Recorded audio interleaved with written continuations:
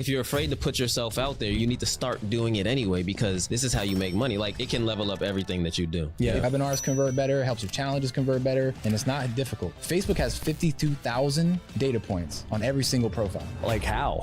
It's crazy. Facebook makes so much money because they've made it easy. If there was one thing that we could teach a business owner that could help them make the most money and excel and grow their business the most, from our experience, it was. What up, Wealth Builders? Today, you know, I am trying to figure out digital marketing and be the best. And so I keep bringing in people who are killing it. These guys, I mean, their both names are Steven. They don't look the same, but they dress the same. And, you know, they are going to be talking about building lists, funnels, all these different things you can do with challenges and more. What's up, boys? Good to see you. What's going on, bro? It is a pleasure to be here. Yeah. And by the way, we love your operation. We came to WealthCon in January, and it was insane. Thank you. The level at which you are operating is inspirational, bro. So definitely wanted to say that. Yeah, no, I appreciate it, guys. I always love bringing in either people from our community, people I meet at our events and everything else. And I know you've been on a couple of other shows, like you were with Justin and the Wealthy Creator podcast. And so I was like, all right, let's talk to these guys about funnels and marketing and building a list and everything. Yes, because for me, for anyone who's been following me, I took over my marketing department pretty much after Thanksgiving last year. So I'm now basically 3 months into running it ourselves for the first time. And, you know, you guys are kind of anti-agency, even though you used to be an agency. Right. And I'm kind of like leaning that way now too, where I'm like, you know what, guys, like people just need to learn how to do this. Yes, definitely. It's huge. I mean, we've literally, it came from being on thousands of calls with clients that are hitting us up just with horror stories about these agencies that were either just not doing good work, stealing their pixel data, stealing their ad accounts, holding them hostage, I mean, not giving them access to their ad accounts, like literally shutting everything down. And, you know, that's the thing. Some of these, not all agencies, but some of these agencies get very bitter when you fire them. Yeah. And they're like, fine, I'll take the pixel data. I'll take all of this stuff. I'll take all your data, your leads. So they're spending $5K, $10K, $15K a month. They're not getting great results. And then, you know, 3 months goes by, 6 months goes by. They don't know what they're doing. They didn't get any results. And then they're feeling like, and that's a big situation for a small business owner, you know? So anyway, we used to be an agency and we got great results for our clients, but it really wasn't fulfilling like that. So we transitioned and we started kind of coaching a few people, and we're like, man, what if we like just taught people how to do this? I wonder if people could get it. Yeah. You know? And we tested it out with a few people. And one of our first students was a lady named Cherie. She was, what was she making? $900 a month? $900 a month selling clothes. We trained her for like, I don't know the exact, a month? It was about 2 months of training. And then after 2-3 months, she ended up doing 50, 60K a month. Just by herself. Selling her clothes, Just selling her clothes online. Because she figured out how to run ads. And she learned how to do it herself. So yeah, what we did was we taught her how to run ads like an agency would run ads. Right. So that kind of eliminates the middleman and allows you to be more profitable within your business. Yeah. You know? Well, the thing I found out too, it's not even, for me anyways, it wasn't about the retainer. Right. Because I've paid agencies $5 grand, 10 grand, 20 grand a month. Right. And that's not ad spend or anything. Nope. That's just the retainer based on, you know, all the stuff they're going to do for you. And it's like, well, I could for sure bring that all in house for the same price, if not less. You know, right now I brought it in house. It is about the same price. I'm spending about 20 grand a month for salaries and everything on my own marketing team. And that's not counting my content team. I'm just talking the paid marketing team, funnels, all that stuff. Right. But the big difference is we're only focused on me. Yes. You know, they're right here in my office. We have creative control. We're building it our way, the way we want to do it. It's just, it's way easier. Nobody cares about your marketing like you do. Right. So when you hire an agency for $5K, you got to understand they're just going to do the bare minimum just to not get fired, you know? And my whole thing is, and this is what I try to tell people, if you're on the phone with an agency and you're trying to decide if you should work with them or not, and you've never been trained, how do you even know if they're even good or not? Yeah. You have no idea. That was me for a long time. You know, and people will pull the wool over your eyes. They'll tell you whatever they want to hear. But at the end of the day, the only way that you'll really know is if you ask them technical questions right on the spot. Right? Ask them some hard questions and see if they can answer it. And if they can't, hang the phone up. And now you just saved yourself months of pain, tens of thousands of dollars, And I think the biggest pushback we always get is that marketing's hard to learn.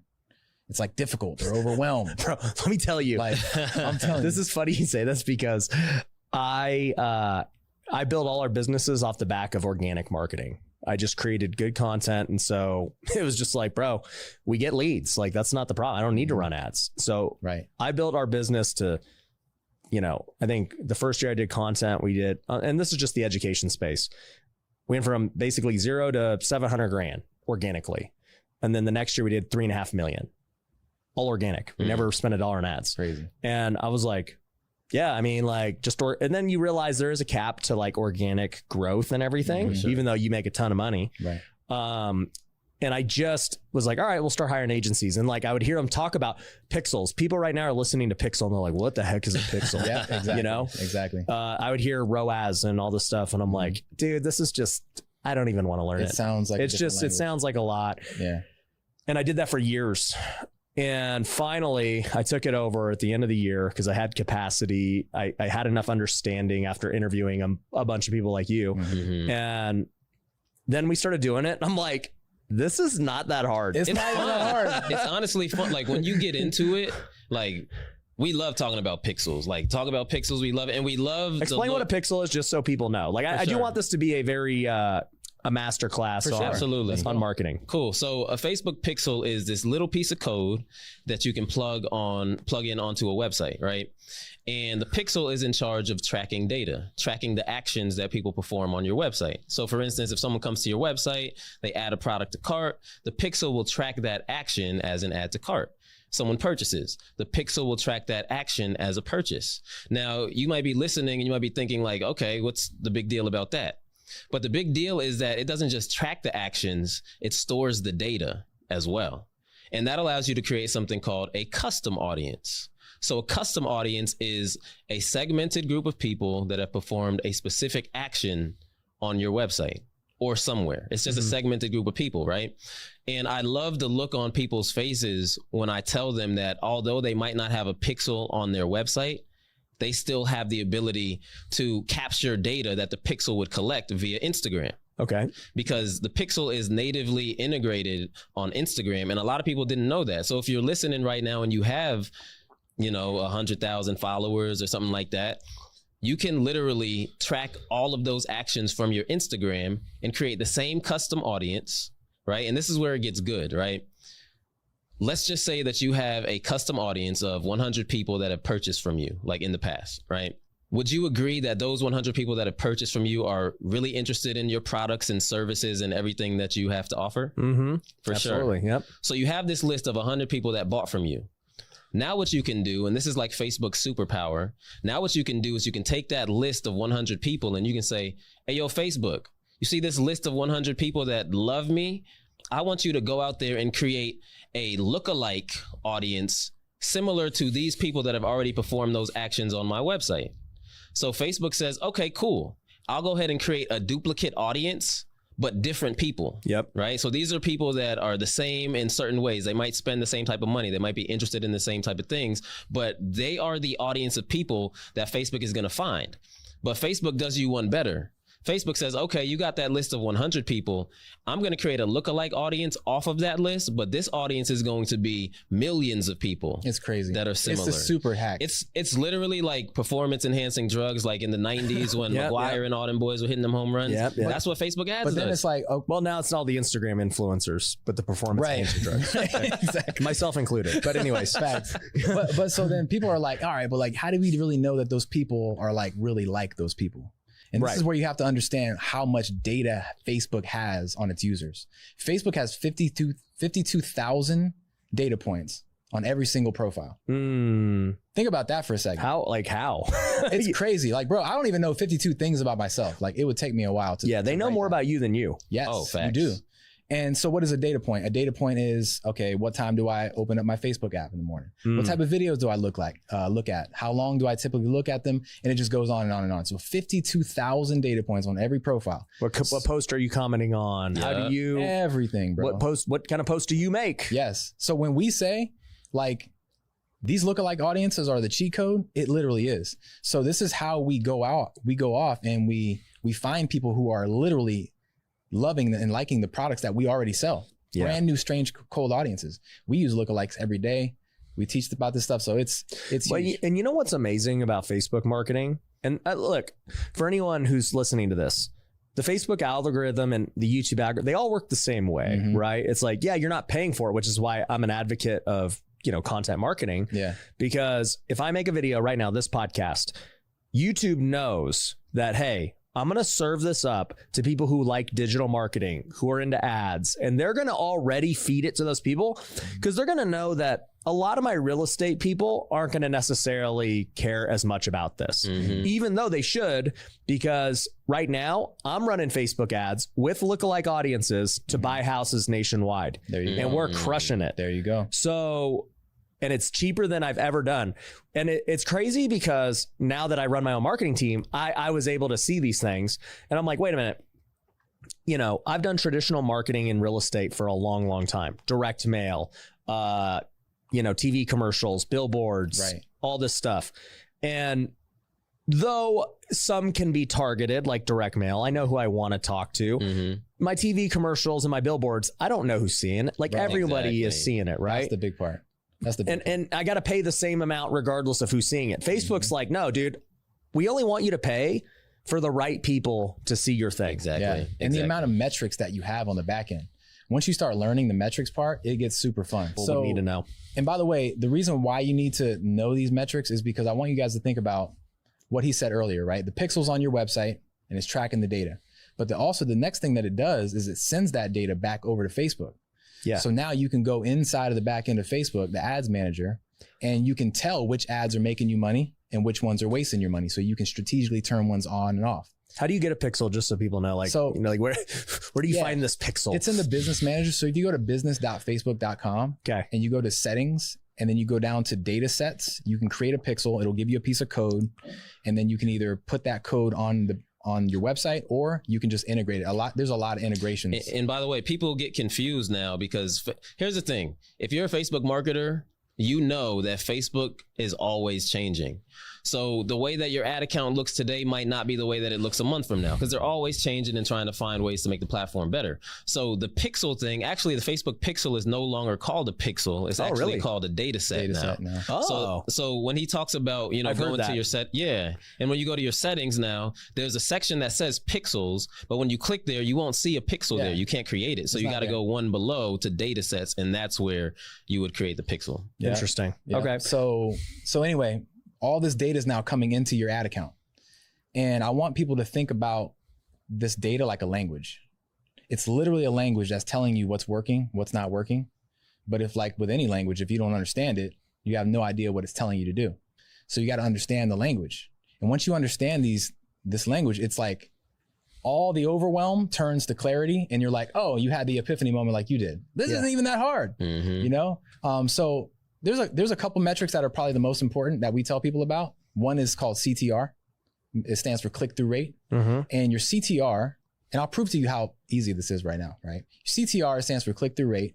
And all it's telling you is how well is my ad creative performing? How is it resonating with my audience? The higher the click-through rate, the better your creative or your video or your image is performing. Just so everyone's clear too, what he's talking about is the content itself, right? Content, yeah. So, on YouTube, we have click-through rate and we look at that through the thumbnail. That's how we judge the thumbnail of a YouTube video, right? Because if you're on YouTube and you're just browsing what to watch, you can't see the video. You're just looking at the title and the thumbnail. Right. And so YouTube looks at that and they say, oh, your click-through rate was 5%. That means 5% of the time when they saw it, they clicked it. Exactly. Right. And so clearly we want people to we want a higher click-through rate. Yep. We want people to say, oh, you know what? That looks interesting. Let me watch that. Exactly. So that's all creative at that point. That has nothing to do with your audience or anything. It's like, bro, how good was this ad? How good was it? So what we want to do is we want to, I know my click-through rate is telling me how well my creative is performing. So we need benchmarks to tell me, is it performing good or bad? So our benchmark is 1% or higher when it comes to a conversion ad. Right? So that means if you go into your ad account and you see your CTR is less than 1%, all that's telling you is, hey, Your creative's not really resonating with your audience. You probably need to switch your creative out. Right. Which means just switch it up, do another video, Make a do new something ad. different. Yep. Yeah. If it's higher than 1%, that means that you don't have necessarily a bottleneck at that stage. And remember, we like to look at like ads, and we're looking at our metrics like we're doctors. Like we're like diagnosing where's the problem, right? How can I make this perform better? So that's what these metrics allow us to do. So that's one. Yeah. And one thing I want to say too is 1% or above for a conversion campaign. So meaning that you're optimizing to get people to buy from you, essentially, a sales campaign. But when we talk about a traffic conversion, it's a little bit different, because you could be listening right now and running a traffic campaign and your click-through rate could be 2. What's a traffic campaign? So a traffic campaign is essentially a campaign where you're telling Facebook, hey, Facebook, I want you to run this ad, and my main objective is to get as much traffic as possible to my website or the link that you're sending them to. That's a traffic And remember, campaign. Facebook knows more about people than they know about themselves. Exactly. So they know if you are one of those people who just like to click on links. Exactly. So Facebook's going to target those people. They're going to target the link clickers. Now, here's the issue with the link clickers, though. The link clickers are not always the buyers. The link clickers are like window shoppers, right? Yeah. So like when you're out here and you're doing a traffic campaign because it might be a little bit cheaper, you got to understand too that you're also bringing in a lower quality audience, and that's why traffic campaigns are cheaper. You're bringing in the peasants. Exactly. But when you run a conversion campaign, Facebook's going to target the people that are more likely to buy from you. Yeah. And since we're talking about this is very fitting. You should never, ever, ever, ever, ever boost your posts. You should never boost your posts. Why is that? We have this saying, and what I say is boosting your post is the devil. That's what I say, right? And the reason why is because on the back end, like if you try and boost your posts, you're very limited with the things that you can do targeting wise, audience wise, lookalike audience wise. You're very limited. There's not much you can do. But Facebook always makes it seem like it's this easy, like you wave this magic wand. Well, and it is voila. easier. It's easier. Yeah. It's just not as effective. And I've seen maybe 2 people out of the thousands of people that we've coached that have been successful boosting posts. Yeah. Right? I'll add to that. I call them ads, but they're not. It'll be just a normal piece of content that's valuable and good. And at the very end, I'll be like, DM me Flip if you want to learn how to flip houses, right? So, 90% of the thing was just pure normal content. And then at the end, it's just a soft call to action. So you know what you're getting there, basically. You know why you're doing it. You already have the call to action there. Everything's done. And in that case, you'll boost. Yeah, well, not even now that I know what you know. But before, I would just boost it because I would organically get a bunch of DMs, which are leads. And then I was like, you know what? If that was a great organic reel, because I'll get some that get 100,000 organically, and you're like, dang, dude, if that did that organically, it's gonna be great as an ad, Right. So I would boost it, and it would get more and more ad, and it was just easy. Yeah. But I agree with you. That same thing, I should just take and then go put it in Ads Manager. And then be able to use all the data. Well, yeah, that's what I was going to ask you. What would you say now that you've been? Yeah, on I put both it in sides of the Facebook spectrum? Manager. Okay. Yeah, okay. definitely. Yeah, and that's the thing, right? That's what we try to teach people, because when we started our e-commerce brand, we spent $5,000 boosting posts, running ads the wrong way before we realized that it was the wrong way. Yeah. And this was 7 years ago or so, and after that, we decided, enough is enough. We can't keep doing things the wrong way. Let's find a mentor to actually guide us and teach us the process. You know what I'm saying? But I just don't want your listeners to go through that same thing. So it's crazy. Save you some heartache. And the reason I think Boost exists is because it is super easy. So literally you press Boost and you get leads. And Facebook really sells it too. They're like, put $20 in and reach another 20,000 people. Yeah, and I don't blame them because it's it does take more work to be oh, well, I'm gonna, of course, I gotta go move this, and the manager's different and all this crap. I get it. Anything that's worth doing is harder. Yeah, right? And that's the whole thing is people got to understand that do it the right way so you can get the right results. All the magic is in the back in the Ads Manager, and if you guys learn how to do that, it's the cheat okay. code. So we talked about click-through rate. We talked about what else did we talk about? So CTR is one. Yep. Another one that you can look at is one called CPMs. Yep. Which stands for cost per 1,000 impressions, essentially. Yep. And again, all this sounds like gibberish until you can put it into layman's terms and simplicity. All a CPM is telling you is, hey, how much money is it costing me for this ad to be seen 1,000 times? That's it. Yeah. So you'll see a number pop up and maybe it'll be $20, $30, whatever that number is. It's just telling you that's how much money it's costing you for 1,000 people to see. Yeah. Actually, not 1,000 people, actually for it to just be seen 1,000 times. Yeah. Right. Because the same person can see something more than once. Right. So with your cost per 1,000 impressions, you want to keep that as low as possible. Yeah. Because we want our cost as low as possible. Yeah. Right. And that has changed over the course of some years now. Like when we first started running, we were getting like $5 CPMs. Like it was crazy. Yeah. But now it's getting more expensive. And our goal right now is about $20 to $25 or less. Yeah. Is our goal with CPMs. Yeah. Yeah. And again, it's all just understanding the benchmarks. And if our CPMs start to rise, then what that's telling us is that our audience is too competitive. Remember, like Facebook ads it's all an auction that's happening. Like you and us, we're running ads and we're targeting the same people. So it's like an auction. We're trying to win. Yeah. Even though we have different offers, it's like, well, should I get into real estate or should I run my own ads? But it's even before that. It's like what's happening is basically it's auctioning to see, okay, whose ads actually going to be shown. Right. So if we have a higher price or whatever it might be, but ultimately you want to win that auction. But if you have a bunch of people that are targeting the same exact audience at the same exact time, your CPMs will rise and they'll get more expensive. Yeah. So you want to kind of pay attention to these few numbers because that'll tell you what to do. Yeah. You know what I mean? I can say this too, as somebody who spends 6 figures plus a month on ads, sometimes multiple 6 figures and everything, like they change a lot with scale too. Yes. So yes, it might be a good price for a little bit, and then you start really ramping that thing, and it's like, whoa, we just doubled. Expensive. Yeah. Are you guys using different ad accounts for different budgets and scaling that way? No. So that's one thing that you can try. Okay. Because sometimes with ad accounts, if you train a pixel, that's the other thing about the pixel is that it's like a creature that learns. The AI pixel. You know what I mean? Like it literally learns. The more money you spend it learns who your target audience is. It learns the type of budget you like to spend. Like, so it knows all these things. And then all of a sudden, out of nowhere, if you start increasing your budget like crazy, well, the pixel wasn't trained for that. And as you start to scale, it starts to get wonky. Results start to kind of diminish. Yeah. But it's that, but then it's also ad accounts have their own personality too. So you could try this, like you could try creating another ad account, use a different time zone. Got it. Right? Because you got to think, I don't know if you've noticed this in your ads, there's certain times of the day where it just goes crazy. Like there's certain pockets and it's kind of unpredictable, but you'll see it like on a daily basis. Like there's a certain pocket of the day where you get more leads for whatever reason. And that has to do with your ad account as well. So one test that you could do is you could create another ad account with a different budget, change the time zone. If you're Pacific, change the time zone to Eastern and try running ads that way using a different pixel. Got it. Yeah. You know, those are just different scaling techniques that we've used. You can have just a scaling ad account that's really there for just, high budgets. And you start right out of the rip. You start with a high, like if you already know you have an audience that's killing it, you got a creator that's killing it, it's already been proven to work, move it over to a different ad account and then start scaling with a high budget right off the rip.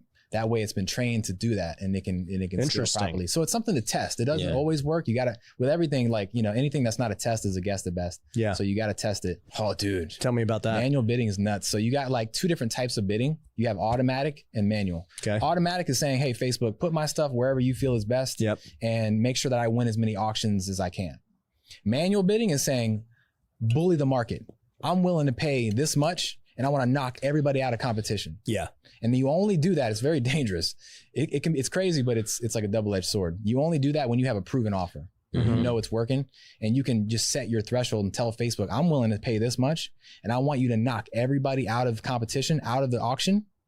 And initially it's really expensive, but eventually all your competitors see their CPMs rising and what do? They cut their ads off. And now you have a blue ocean.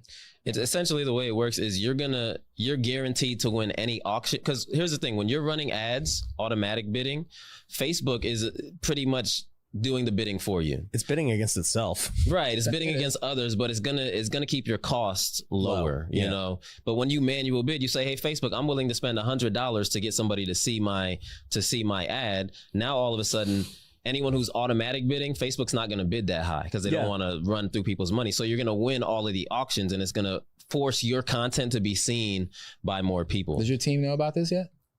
Dude, probably not. I mean, we might need to have a chat. Yeah. So manual bidding. Yeah. to just conquer a certain audience. Conquer a market, yeah. And you're bullying. It's like the bully method. That's what we call it. I am a bully. Yeah, you are a bully. Yeah. So you might as well be a bully on Facebook. I mean, I'll be a bully anyway. I don't care. Again, I come to rip throats and stomp. That's well, the manual bidding is for you then, bro. That's your personality. It'll just knock everybody out. Everybody's like, oh my God, this is too expensive.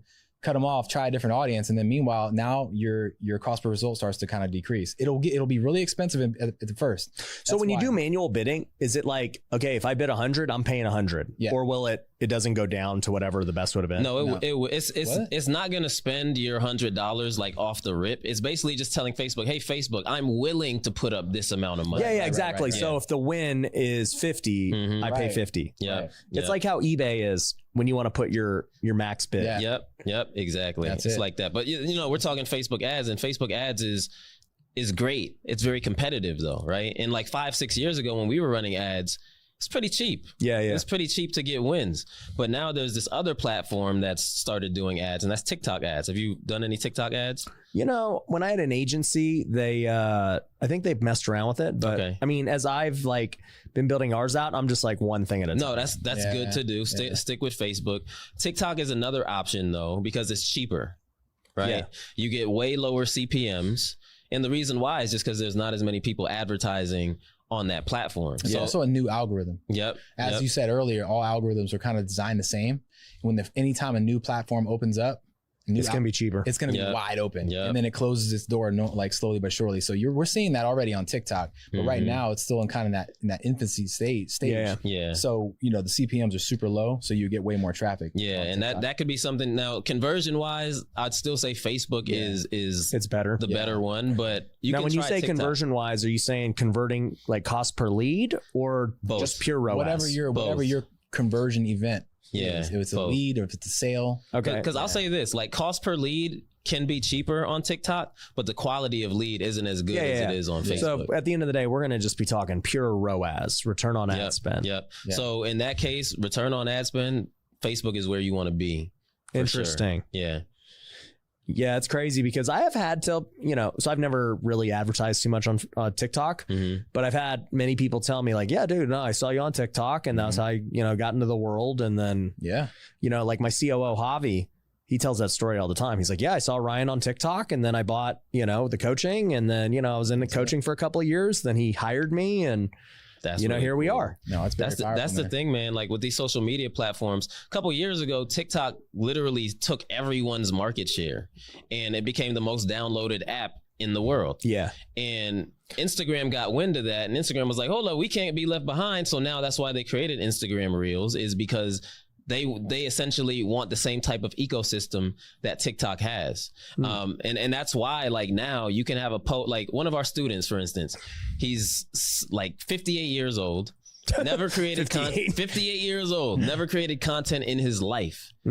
Comes through some of our trainings, decides, let me create this TikTok page.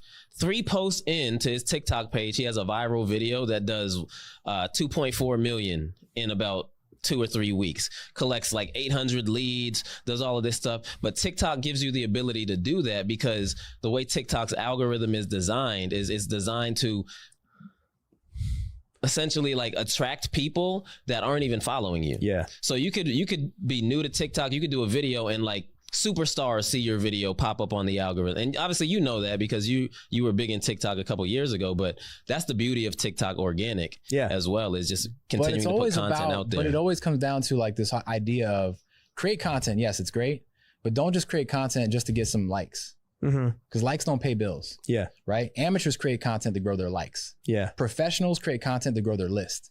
Get data. Yeah. Right? Get people off of these platforms. Yeah, let's talk about that, right? Because for me, I never really cared about a list. I cared more about a following. No, and it wasn't necessarily about likes or anything, but it's just like, let's just grow my social media, my brand, all that. Yeah.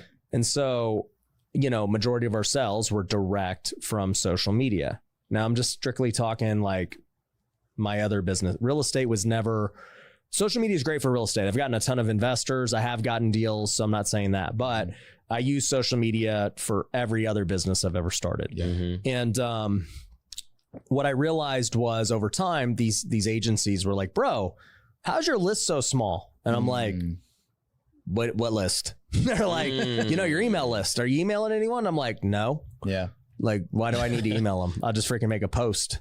And over time, I realized how important it wasn't until I met Cardone that he was like, yeah, we got 4 million on the email list and we're always getting people unsubscribe and scrubbing it and everything. But yeah, he was just like, bro, I can make one email right now and go bank. It's everything. I think 6 figures right now. Yes. With the click of an email. I was like, yeah, that seems pretty valuable. Yeah, it's super crazy. And I like to going off of the real estate example, ownership is everything. Yeah. Right. So you think about it like this, social media is great, but you got to remember, you don't own that platform. So you don't own that audience.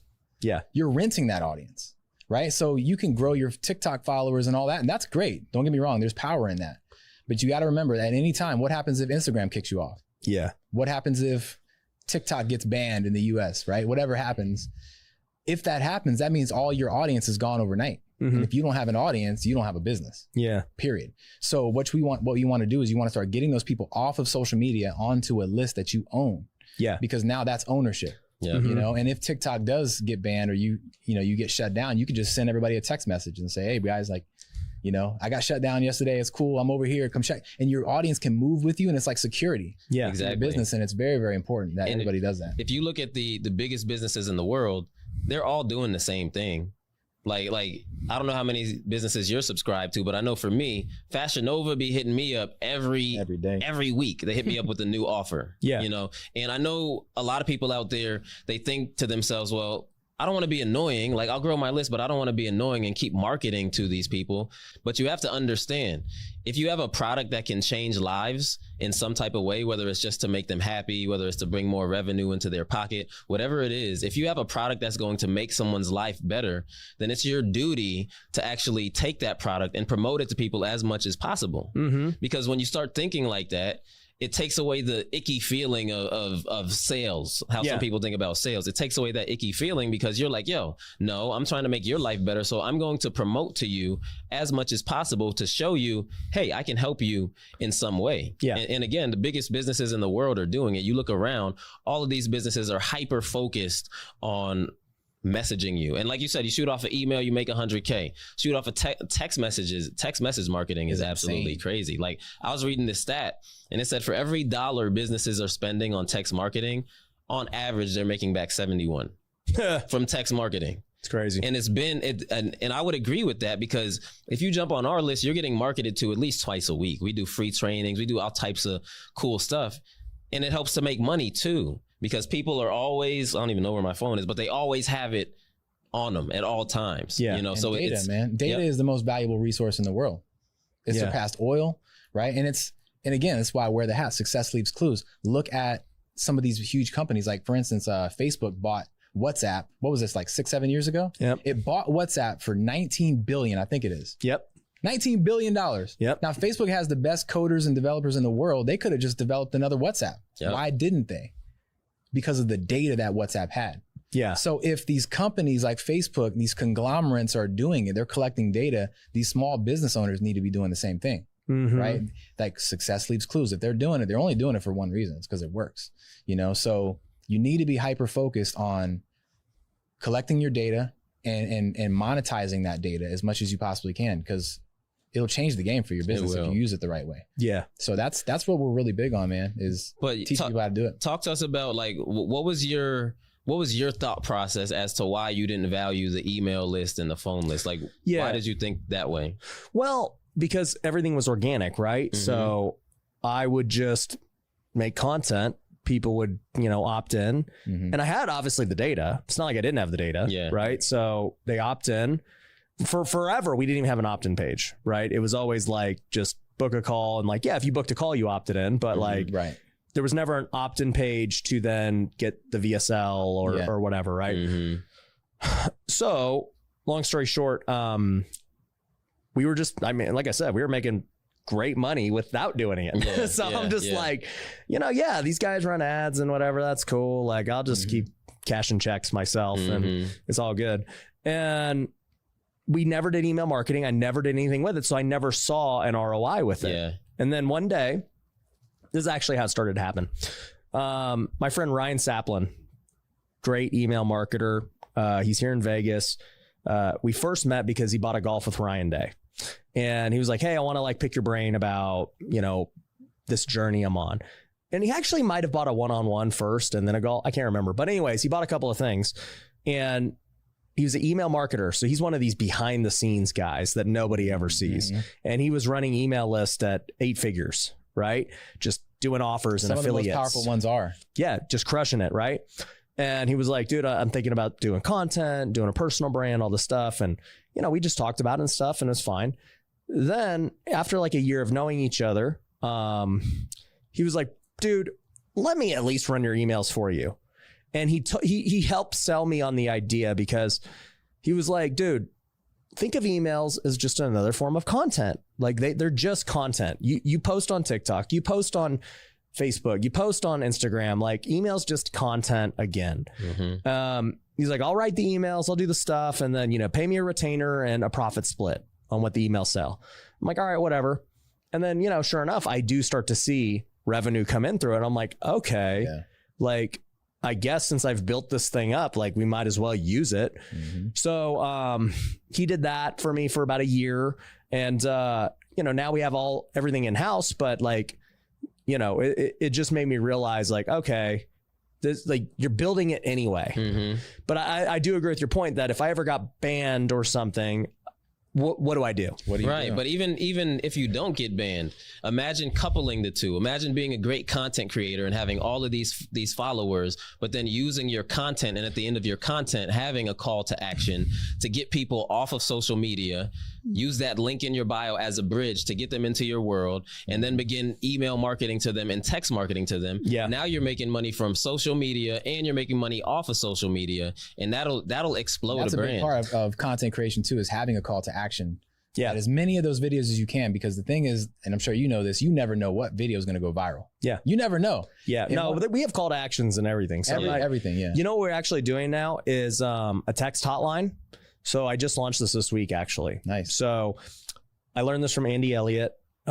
They've generated so many leads from Andy just being like, every YouTube video he says, dude, text me guys. Yes. You know, whatever you need, I might answer it. My team might answer it. We'll help you out. We'll send you free stuff. We'll send you, you know, you want to talk about the different programs, we got you. Yeah. Mm-hmm. So I just changed my CTAs to that. So by the way, if anyone wants to text me, the number is super easy. 725-444-5244. So I like went through the Twilio. I'm like, that's the number. That's a good one. Something easy, right? Yeah. I can remember that. So yesterday I launched it. I said, hey guys, I'm giving away a contractor's guide, 40 pages, the exact schemes and everything we use on every house flip. Just text me to get it. Yes. Right. You know, literally text like instantly, all these people texting. Right. And then, you know, it's like, hey, what do you got going on? And it turns into a sales call, but they also still get value and everything else. So like they send them the guide. They're like, dude, this is great. Like, what else you got? Right? Any business needs to do this too. I don't care what you do. Real estate. Lead with value. Here's the guide. Yeah. You want to text? Here's the guide. Yeah. And if you want more, right? Because we'll get people that text us. They'll be like, hey, can I get the contractor's guide? And we'll be like, sure. Like, what are you doing right now flip-wise? Yeah. And they're like, oh, well, I've never done a deal. It's like, well, what is this contractor's guide going to do for you? You don't have a deal. Exactly. Yeah. And they're like, oh, yeah. And you're like, so. And you got a different offer for that. Well, yeah, like, do you want to learn how to find deals to actually use the guide? Do you want to learn how to buy houses without using your own money? Yeah. Well, yeah, because this guide's useless to you right now unless you do those. But then we'll get people who are like, no, dude, I'm flipping houses. Like, this guide's going to be, oh, awesome, dude. Yes. Here's the guide. If you want to scale, we can help you with that. Yeah, and you know, that's why it's so important to have multiple offers, you know, because an offer you don't make is an offer you can't take, right? And that's what our mentor Myron always says. And it's very important because there's some people that might come into your pipeline that need different things. So if you only have one offer to give someone, you're in trouble. But that goes into the importance of having a lead magnet, right? And for new business owners out here, or even established business owners, you'd be surprised. A lot of them don't have lead magnets set up. And one of the biggest mistakes that business owners make when creating a lead magnet or giving away a free offer is that they go very skimpy on the offer. Right? Like they don't give away their best stuff. Like they hold back. They're like, no, I got this right here. This is going to be a banger, but I'll just give them my little throwaway stuff for free. And a lot of businesses do that. They give away the non-valuable stuff, but they're not taking into account that first impressions are everything. Oh yeah. You know what I'm saying? 100%. Like, Dude, this contractor's guide, I could sell it for $500. That's the thing. If you can't sell it for a good amount, you shouldn't be giving it away. Bro, it's 40 pages. I literally have flipped, I call it my $100 million guide because I've flipped over $100 million of homes with this guide. Crazy. Tell me what guide is more proven than what I'm about to give you. That literally you would hand it to your contractor and they would be able to look at the lights that you want to use, the paint color, the flooring. Wow. It's that good. That's super detailed. I might need it. I might it's need 40 pages. You know? I'm going to text you right now. 725-444-5244. Okay. Yeah, no. And, you know, that's very important for, you know, the business owners listening to the pod today. Like, you have to lead with value.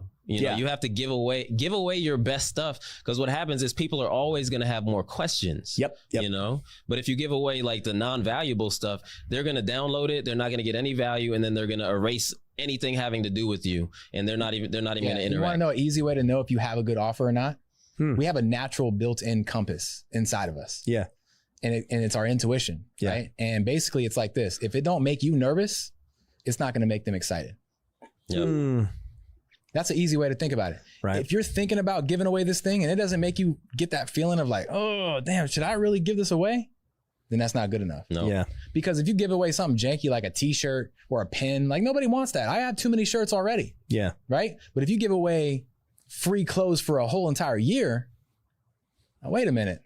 That's kind of crazy. I might need it. Or, hey, I'm going to make you a custom shirt with your logo on it. Exactly. You're like, whoa. Exactly. Something that's like, this is borderline crazy for me to give away. I guarantee you, if you do that, your conversions will go through the roof. Yeah. Yep. And you're collecting data. Now you're doing what big businesses do. Yeah. You know? We're about to launch a ton of low ticket funnels. So once again, low ticket, some I never did. Everything was 10 grand minimum. Yeah. And now we're launching, you know, things like that contractor's guide are free. Yeah. Right. But then guess what? If you download it, you know, we'll have an upsell for $20 and you can get this freaking course I used to sell for $1,000. Like, you know, just crazy things like that. Where it's like, dude, this is crazy how much value I'm getting for $20. Exactly. It's like, their other stuff gotta be crazy. Yep. You know? That's the mindset right there. Exactly. Because if it's like, dang, if he's giving me this for 20, I can only imagine what his 10 grand thing is. But here's what I learned from Cardone and this guy Wojo who I had on. So when you do that, right? Because right now I run ads for, you know, just people, they can learn about WealthCon or book a call or whatever, right? And so you're always in the hole until you sell. With the low ticket funnel, you could potentially get all the leads for free. Yeah, you break even. Yeah. Yeah, like, dude, if I have great enough products and, you know, we test things, it's like, bro, I might spend 100 grand, but we'll sell 100 grand worth of whatever the thing is. Offer. Yeah. And then I'm like, all those leads were free? Yeah. Yep. That's how you build a list for free. Self-liquidating. But you know what I was thinking the other day, as we were talking about this, because we did our pod and we were talking about the Super Bowl, it hit me and I was like, yo, the Super Bowl halftime show, that's the world's biggest lead magnet, if you really think about it. Yeah. Because the artists don't get paid. They pay. They pay they pay on the front end. The artist has to pay. Well, they do it for free. Plus, they have to pay for all the stuff. Yep. Yeah. So I remember, I think Rihanna paid like $6 million or something, or Dr. Dre for a couple of years ago. They paid like $6 to $10 million to produce the show. They didn't get paid $1. They get paid with something even better. Oh, well, Exactly. yeah. No, You know what I mean? for sure. They don't do it out of the goodness of their heart. They're getting paid. No, that's the world's biggest lead magnet because they're doing it for free. They might take an L on the front end. Oh, for sure. But they're going to kill it. They understand on the back end. Like I was looking at this graph and it's like, you know, artists have doubled their album sales the next week following the Super Bowl, you know, but that's how businesses need to start thinking about it. Sales, everything, merch. I'm projecting that this is going to be Usher's biggest album. Really? Sales. You think that? I think it's going to trump Confession. What? Because he's never been in front of an audience this big. You guys used to be musicians. Yes. So that's your world. Yeah, man. Yeah. It's What was your brand? What was your name again? the Spacesuit Junkies. You guys been together for 15 years. Yes, sir. 15 years, been rocking, bro. man. Starting off as the Spacesuit Junkies. That's how we got into marketing in general, man. Yeah. We were just, we were up in Atlanta and we were typical broke music artist. Did you know T.I.? No. Didn't know T.I. We saw Dude, T.I. that once. was my at favorite guy growing up. We saw T.I. at a restaurant. It's funny. I'll never forget this. We saw him at a restaurant and he was walking by and T.I. said to him, "Yo, bro, you look like Steph Curry, bro." So that was pretty funny. Nah, he was like, "What up, Steph?" And I knew exactly what he meant. I was like, "What up, bro?" Just gotta play with it. He gets a lighter skin Steph. Yeah, exactly. Yeah. So, exactly. You know, our whole thing was, man, we were broke music artists and we just wanted to be able to fund our career. Yeah. Because we were just tanking. So we were like, hey, let's just start an e-commerce store. Let's fund our video shoots and all this kind of stuff. So we're not going in the hole. Yep. And long story, after he told, what ended up happening is we ended up doing $250,000 in sales in about 7 months on our first drop shipping store. Yeah. And we were like, wait a minute, bro, we're pretty good at this. Yeah. Let's keep going. So we ended up selling that store on Shopify Exchange as well. Yep. Gotten into other things. And now it's just been. But it's funny though, even when we were music artists, once we discovered ads, we started using that in our music. We actually, we were unknown in Atlanta, by the way. And our style of music was like R&B, hip hop, EDM vibe. Yeah. That's not big in Atlanta. There's not a big audience for that. But EDM stuff ain't. The R&B, hip hop, yes. But what we ended up doing was we were like, yo, let's just throw our own event. Let's test this out. And let's just really see if this Facebook ad thing can work for like other industries. Right. So we throw this event. It's a private event. And we end up selling over 100 tickets, all from ads. And that's what really made me a believer that, yo, this can really work for any industry. As long as you're not selling like cannabis or certain X-rated things. Like other than that, you can run an ad. If you have the right strategy. Yeah, you can win. You can go crazy. Yeah. What's your guys' thoughts on having good organic content though with ads today? I think it's huge. I think it's a great compliment, right? You got to have content. There's actually a lot of amazing reasons why you should post free content. And I just learned this actually from Alex Hormozy's book, $100 Million Leads, I think it was. He brought up a good point. When so your free content will actually help your paid content as well. And what I mean by that is people who buy your high ticket stuff, yes, they consume your high ticket stuff, but they also consume your free stuff. Yes. So when they go off and they'll watch your, courses and all that stuff, but they're also following you on social media. So if you're dropping some game on social media and then for free, they go off and run that play. Well, they're going to attribute that success to being a part of your mentorship program. And that was a huge light bulb for me. I was like, man, because I always kind of struggle with that question. I'm glad you asked that because, like, why am I posting all this content? Like, sometimes it's hard to really see, And that's one of the things we say is it's hard to track, but it's easy to see. Yeah. When it comes to posting content, it's hard to track which video actually made people push the button, which one pushed them over the edge. But it's easy to see. Yeah. If you post content regularly, it helps everything else that you're doing. Yeah. It helps your webinars convert better. It helps your challenges convert better. It helps your email marketing. It helps. Yeah. It's like the reason I ask is because I've had so many ads guys come on and they all have come to the same conclusion. Like in today's world, ads they're tough. It's way different than they were 5 years ago. Yeah, right? Yeah, and they're all basically like, you have to have some kind of content to point them to. Because if you're just like a ghost and you try to run ads, it ain't gonna happen. It don't work, man. There's something called the 7 hour rule. Have you read the book? I think might have been Daniel Presley, undersubscribed. I haven't read it. Oversubscribed, but I believe in the 7 hour rule. Okay, and that's what I was getting at. Is like, for those of y'all listening, it takes at least 7 hours of someone consuming your content for them to make a buying decision. Yeah. And here's the thing. Someone might consume an hour of your content and want more, but if you're not creating enough content for them to consume the 7 hours, they're going to go to someone else to consume the other 6 hours necessary for them to actually buy something. Yeah, because they're going to watch something about ads and then they're like, all right, well, what else do these guys know? Right. They don't have anything else? All right. Well, where can I still got to learn ads. Yeah. Who am I going to learn it from? Exactly. You might be the lead in and somebody else will capitalize. Yes. Yeah. No, I'm with you on that because I had that realization after this is my 5th year, going into my 5th year doing content. And it occurred to me as I watched the algorithms, I was like, okay, the platforms are incentivized by watch time. That's like literally they just want to keep you on the platform. So what's the best way to get more watch time? Have longer videos, right? And so as I started to just really grow this podcast, they started becoming longer and longer because I got to get more in depth in the conversation, but also it's good for the algorithm. Definitely. They like more watch time, and it helps get that 7 hours because, man, dude, I can't tell you how many people like tell me like, bro, I saw that episode, this episode, that episode, this episode. And I look at the data, you know, last year we had 1.2 million hours of watch time. Jeez. So you think about that, right? Like, okay, so let's take 1.2 million divided by 7 hours. Like that'll tell me, you know, potentially how many buyers there are, right? That's 170,000, you know, buyers if that's yeah, you know what I'm saying? But in terms of years, this is how I do it. You know, okay, 1.2 million, there's 24 hours in a day divided by 365.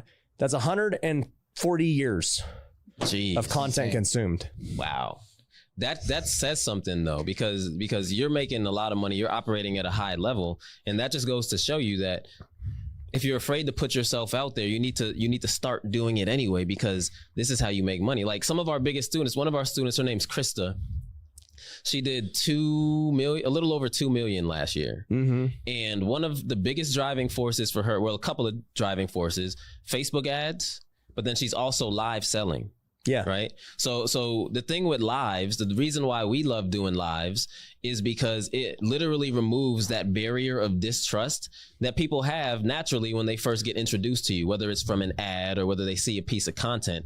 It removes that barrier of distrust because what you're doing now is you're showcasing your personality, which is going to repel certain people and it's going to attract certain people. Yep. You know what I'm saying? You're also showcasing your knowledge. Yeah. Right. So you're able to begin teaching people and educating people on whatever you're good at. Yeah. The combination of those things, in my opinion, can propel any business if you do it more consistently. Yeah, but a lot of people, they're really nervous about going live, right? A lot of people are insecure about getting in front of the camera. Yes. Doesn't even matter if it's live. It doesn't, just, though. Literally just in front of the camera at all. Yeah, yeah. And I always tell people, like, if that's the case, then that's a clear indication you're focusing on the wrong person, Yeah. right?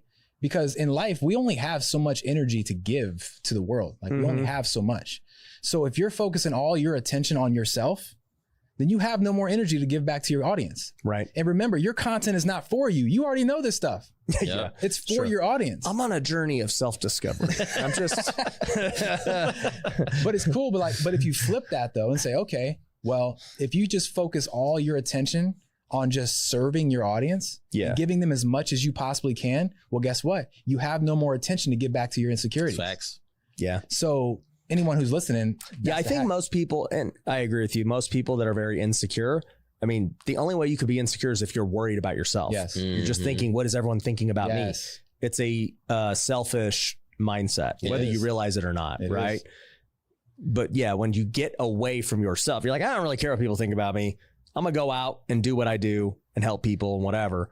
Then yeah, you stop caring. And here's the thing: people aren't worried about what you're wearing. In most cases, they're not worried. They're not what they're wearing. Exactly. Yep. They're not worried that you got a booger in your nose. Yeah. Exactly. And I think that's just a big misconception that can honestly frighten the heck out of you. Is if you're like, oh my gosh, what do I look like? You know what I'm saying? Even more importantly, it's blocking your blessings. Yes. Blocking your family's blessings. Yeah. Because you're not putting yourself out there, and you're not reaching your full potential because you're so worried about what someone thinks that doesn't even know who you are, ain't paying your bills. Yeah. It's so stupid on so many fronts, but we've got to learn how to get out of our own way. Past it. I agree. Yeah. What did you do, man? Because you've rocked big stages. You went and stuff from like baseball to creating content. How was that transition? Yeah, bro. Well, I went from baseball to real estate, then creating content. Well, But well, dude, I think baseball and content go hand in hand. They're both entertainment. So like I've played in front of 10,000 people live. True. Like face to face, not That's very true. I can't not see the people viewing me. So I thought about that. yeah, like rocking a stage of 1,000s, whatever. Yeah. So I was already kind of like primed for it. Same thing with us, like being on stage performing. Yeah. You know, You're used to people watching you and booing, and I get booed, you know, like, right. You suck. You just made an error. You struck out. You cost us the game. Yeah. You know, like they're invested in it. If my video sucks, people just tell me, dude, your video sucks. Right. Yeah. But if I play for the team that you are rooting for and I cost us the game, you're like, I hate you. Yeah. But honestly, that's like the worst thing that could happen. And this is what I tell content creators. Oh yeah, but then they're also like, dude, we love you. You're the best. Exactly. Right. Yeah. You know, that's like the worst thing that could happen. And that's why like we tell people, yo, put yourself out there. Don't be afraid to do it, because the worst thing that could happen is if it fails, you might get embarrassed, right? Yeah. But if you think about how it was thousands of years ago, we were worried about getting chased by bears and eating. You know what I'm saying? Like one wrong decision could end your life, right? If you make a wrong decision now and create the wrong type of content, the worst that's going to happen is you're embarrassed for a minute. And that's it. And that's how soft society is becoming, right? Yeah. We're getting soft. Oh, well, I could go all day about being soft. You know what's funny is I've never told this story. So this was in 2012. I was playing for the Stockton Ports. By the way, Stockton is a scary place. Where is Stockton? It's in NorCal. Okay. It's one of the top, let's say, 3 most dangerous cities in America. Yikes. We got robbed multiple times. I'm dead serious. So anyways, we're in Stockton, and I'm in the Oakland A's farm system. So Ricky Henderson is coaching us for a series. Mm-hmm. So for those who don't know, Ricky Henderson is like, he's the greatest base stealer of all time. Dude's a Hall of Famer. He was also known for just being very over the top and like big personality. Mm-hmm. And, I had made an error that game, and then I had a fan like yelling. They're like, "You suck. I could have fielded that ball. Freaking whatever, dude. Right. Why is this guy on the field? Jeez. I could do what this guy's doing, whatever," right? Ricky gets out of the dugout, dude, and yells and airs out this dude. He's like, "Oh, yeah? Then why'd you pay for a ticket to watch him? Right. If you so good, we'd be paying you, but you paid to be here." And I was like, all right. Burnt them. I like that. Burnt them. Oh, and what's funny is the next day he apologized.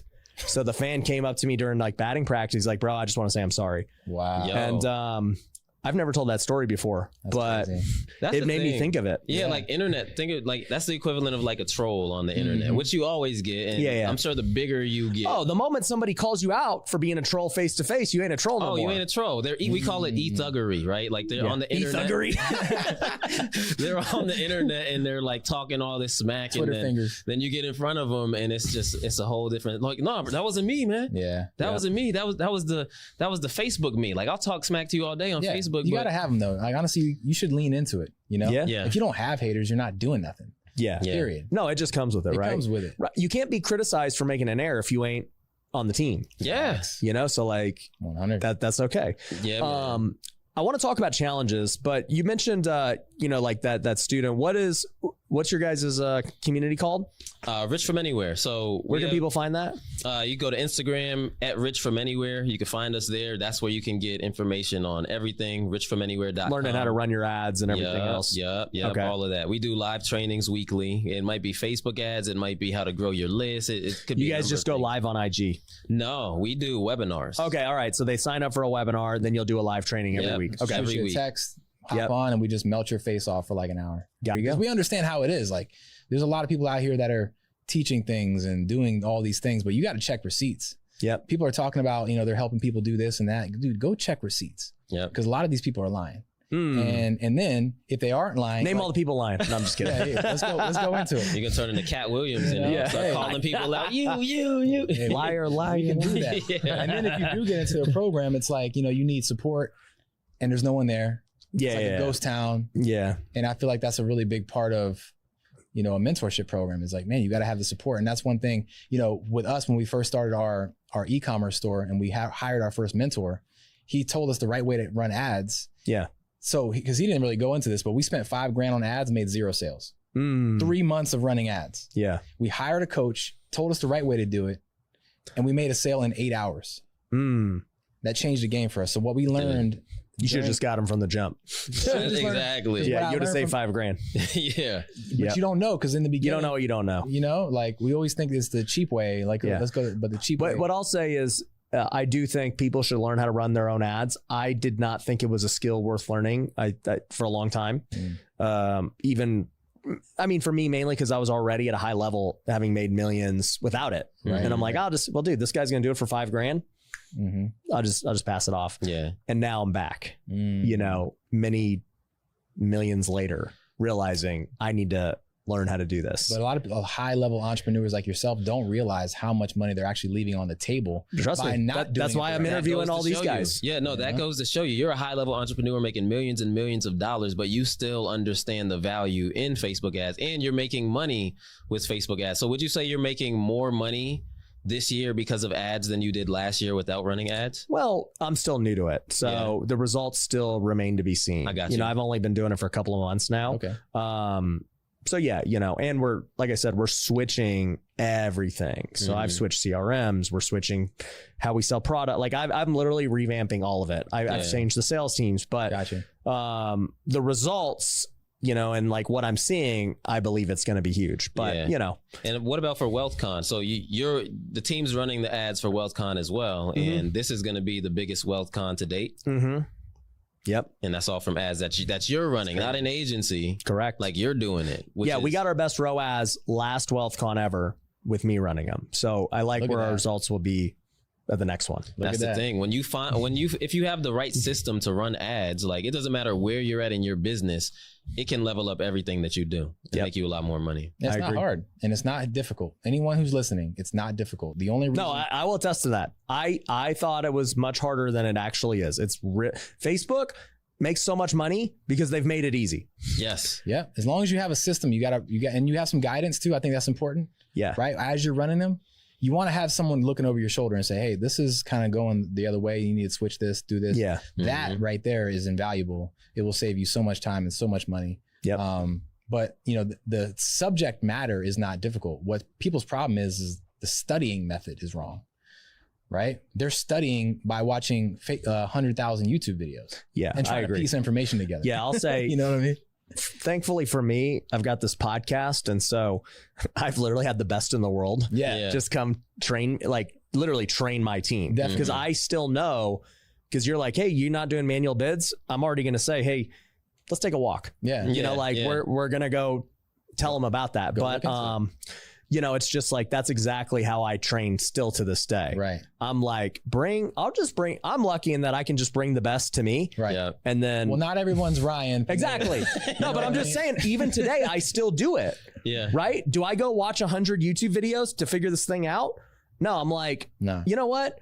I'm going to call up the best people I know. I'm going to bring them here. I'm going to give them a ton of value. I'm going to give them exposure. I'm going to go, you know, do all these things, and I'm going to learn also. Right. And it's going to be great. Because you understand that time is infinitely more valuable than money. Oh, yeah. Right. And that's one of our mentors told us this is like, if you want to scale your brand, never, ever spend time trying to save money. You always spend money so you can save time. Facts. Yeah. Always. And if you do you don't pick up the pennies.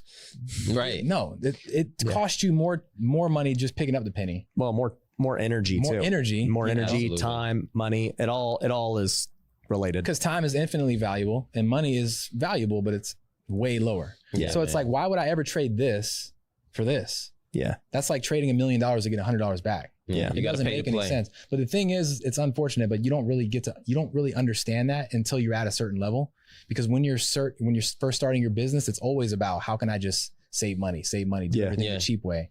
And I understand that grind, but if I could ever impart wisdom back on myself, I would do it. I would spend way less time and I would just pay people to teach me. But you know what it is too? People have an ease of remembering and difficulty imagining.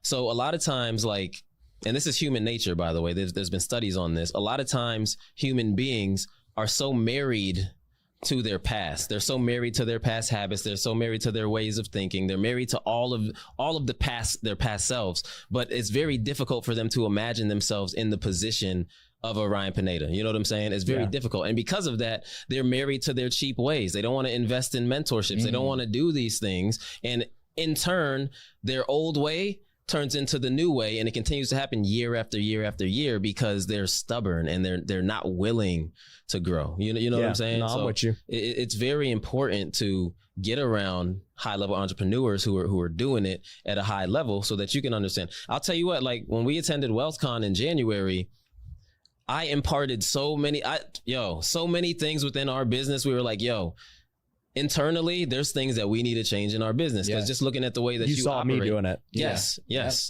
And that was just off of hearing you talk and, hearing your team talk and seeing how you have your operation set up. Like on the back end, like we have some things that we want to do better at.